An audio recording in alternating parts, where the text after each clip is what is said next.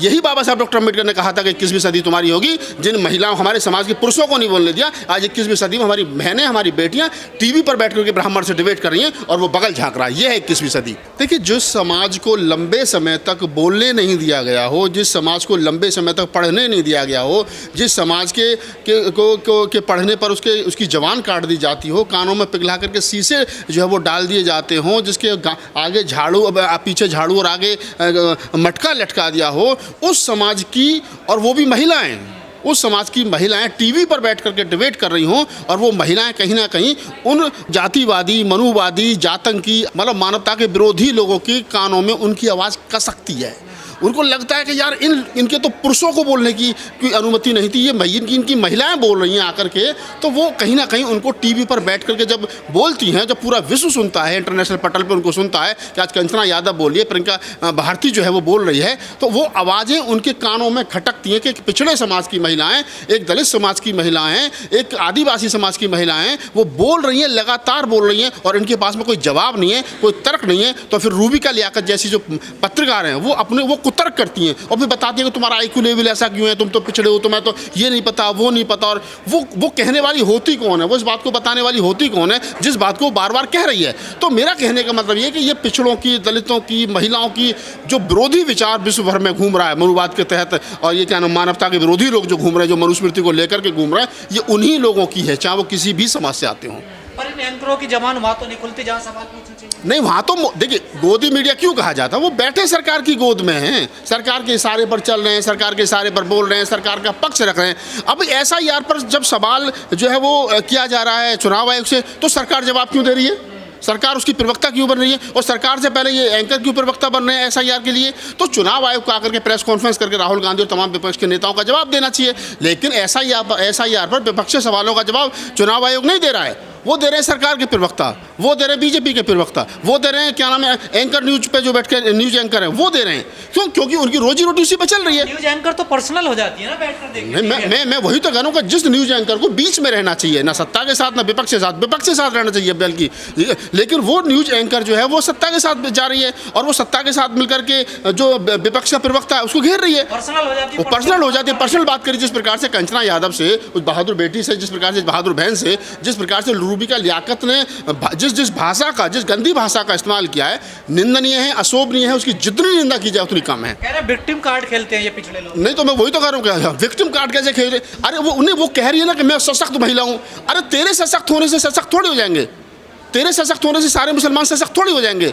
तू पत्रकार है, तू व्यक्तिगत लड़ाई लड़ रही है, वो कंचना यादव पूरे समाज की लड़ाई लड़ रही है। कंचना यादव और तमाम जो महिलाएं हैं, मायावती बहुत मजबूत हो सकती हैं, लालू यादव बहुत मजबूत हो सकते हैं, अखिलेश यादव बहुत मजबूत हो सकते हैं, चिराग पासवान बहुत मजबूत हो सकते हैं, लेकिन समाज की लड़ाई वो लड़ेंगे तो वो मजबूत नहीं है। समाज आज भी कमजोर है। रूबिका लियाकत पत्रकार, अच्छी पत्रकार, गलत पत्रकार तो बात का विषय है, बहस का विषय, डिबेट का विषय है, लेकिन रूबिका लियाकत वहाँ बैठ करके टीवी चैनल पर अपने समाज की लड़ाई नहीं लड़ रही है। वो जो महीने में मिलने वाला उसको मानदेय है, उसके लिए दिन रात भय वहाँ पे कर रही है। लेकिन जो कंचना यादव और प्रियंका भारती और तमाम जो लोग हैं, जो हमारे SC ST OBC समाज के नेता, वो अपने समाज के लड़ाई ज्ञान नहीं होता है, जैसे पिछड़े प्रवक्ता या दलित प्रवक्ता है ना, जानकारी का अभाव। नहीं, पहले क्या होता था, अभी देखा होगा आपने कि जब से राजकुमार भाटी, प्रियंका भारती और तुम्हारा कंचना यादव, ये सारिका पासवान, ये जो 3-4 SC ST OBC के प्रवक्ता आए विपक्ष ने लेकर, इनसे पहले क्या था कि हमारी पार्टियों में भी ज़्यादातर ब्राह्मण प्रवक्ता ही होते थे, तो उनका सरनेम देकर के द्विवेदी, त्रिवेदी, चतुर्वेदी, उपाध्याय जी, पाठक जी, मिश्रा जी, पांडे जी, वो सरनेम देख करके सामने एंकर भी, दलितों की बात भी ब्राह्मण, हाँ, दलितों की बात ब्राह्मण करता था, तो उतना ही करता था जितने में उसका काम चल जाए और जितने में टीवी पता चल जाए बसपा का, सपा का या RJD का प्रवक्ता बैठा। लेकिन अभी क्या है कि पिछले दिनों में जो समाजवादी पार्टी ने और खासतौर से RJD ने, जो ये नई उम्र के लड़के PhD वाले और ये तमाम, चाहे तो राजकुमार भाटी हो, प्रोफेसर राजकुमार भाटी हो, चाहे प्रियंका यादव हो, प्रियंका भारती हो, चाहे कंचना यादव हो, चाहे सारिका पासवान हो, जिस प्रकार से उन्होंने उग्र होकर के, अब से पहले क्या था आप देखेंगे कि चाहे तो वो BJP प्रवक्ता हैं त्रिवेदी साहब, सुधांशु त्रिवेदी हो, उनसे पहले एक और थे आज के संबित पात्रा जी, वो सामने वाले को बोलने नहीं देते थे। गौरव भाटिया हो, सामने वालों को बोलने नहीं देते थे, बात करते थे, कुछ ले जाते थे कहीं घुमा करके, हिंदू मुसलमान पर ले जाते। अब ये जो लड़कियाँ आई हैं, राजकुमार भाटिया पकड़ के बैठ जाते हैं पेज नंबर के साथ में, अब बोलो, तो अब इनको निकलना नहीं बन रहा है। अब इनके पक्ष में एंकर भी हो गई। अब वो बता रहे कि पिछड़ों का तो आईक्यू लेवल ये नहीं था, पिछड़ों की तो भाषा ऐसी नहीं थी, तुम्हारे पास तथ्य नहीं है। तो वो तोड़ मरोड़ करके कहीं ना कहीं जो सामने वाला है, जो बोल रही है हमारे एंकर के सामने प्रवक्ता बोल रही है, उसकी जवान को बंद करना चाहते हैं। उसे बार बार ये रियलाइज कराया जा रहा है कि तुम तो पिछड़े हो, तुम तो दलित हो, तुम्हारी हिम्मत कैसे हुई, तुम ऐसे कैसे बोल सकते हो पंडित जी के सामने। कहा ना प्रियंका भारती नगर, तुम तो 3 वेद पढ़कर सुधांशु त्रिवेदी बैंड बजा दी उस 20-22 साल की लड़की ने, और वो बगल झाँक रहे थे इधर उधर। तो आप देखिए कि वर्तमान यही है डॉक्टर अम्बेडकर की नस्ल, यही है बाबा साहब डॉक्टर अम्बेडकर की नस्ल। यही बाबा साहब डॉक्टर अम्बेडकर ने कहा था कि 21वीं सदी तुम्हारी होगी जिन महिलाओं, हमारे समाज के पुरुषों को नहीं बोलने दिया। आज 21वीं सदी में हमारी बहनें, हमारी बेटियां टीवी पर बैठ करके ब्राह्मण से डिबेट कर रही हैं और वो बगल झाँक रहा है। ये है 21वीं सदी। क्या लगता है ये जो डिबेटों का स्तर जो गिरता चला जा रहा है, इस देखिए, मीडिया तो ना तो कल बहुत बेहतर था, ना आज कोई बेहतर है। जो मेन स्ट्रीम मीडिया जिसको हम लोग कह रहे हैं, मेन स्ट्रीम मीडिया पे ना तो लोगों को कल विश्वास था, ना आज विश्वास है। लेकिन अब थोड़ा सा बहुजन समाज के लोग टीवी इसलिए देखने लगे हैं, इसलिए बात करने लगे हैं कि इसलिए टीवी को खोल के बैठ जाते हैं कि उनको लगता है कंचना यादव बोलेगी, अपमान भी तो भारती बोले। नहीं, अपमान तो कितना करेंगे, कई बार बहिष्कार करती है बहुजन प्रवक्ता। हाँ, क्या है ना, तो मैं कह रहा हूँ ना कि बहिष्कार क्या है, बहुत सारी चीज़ें हुई हैं, लेकिन उनके बिना काम भी तो नहीं चलेगा ना। आपको भाई टीवी चैनलों के बहुजन प्रवक्ताओं के का बहिष्कार कर देने से क्या उनके चैनल चल जाएंगे?